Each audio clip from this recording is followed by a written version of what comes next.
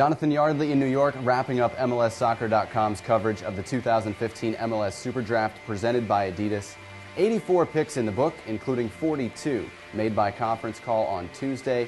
8 picks, a league high to Toronto FC, just 1 a league low to the New England Revolution.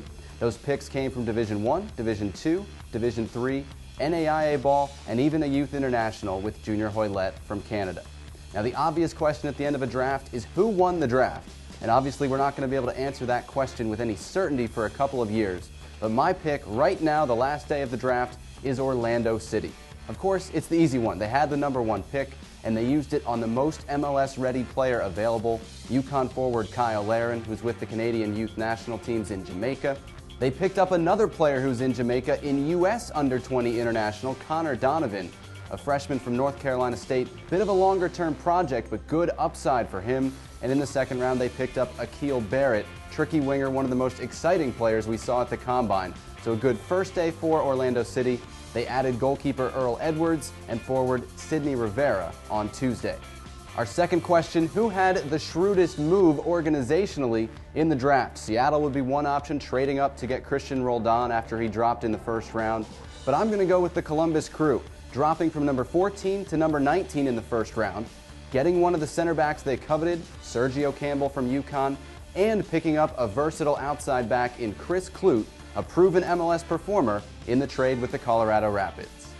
Now, every year, somebody finds a guy who slipped down in the draft and gets a steal. Who's the steal of this year's draft?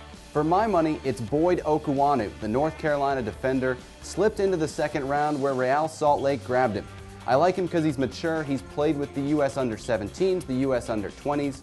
He's played center back, he's played right back. That versatility is one of the reasons I think he could be so critical for Real Salt Lake this year or for their USL Pro team, the Real Monarchs.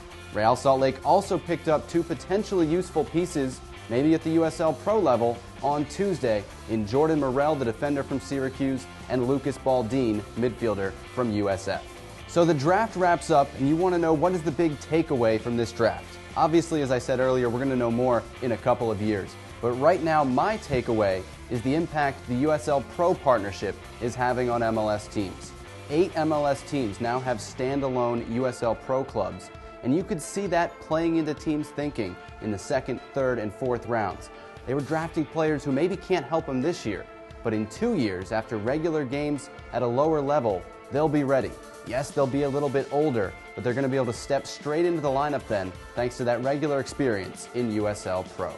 That'll do it for our coverage of the 2015 MLS SuperDraft presented by Adidas. From Fort Lauderdale to Philadelphia to New York, we hope you've enjoyed it. The MLS season kicks off March 6th. Until then, stay tuned to MLSsoccer.com.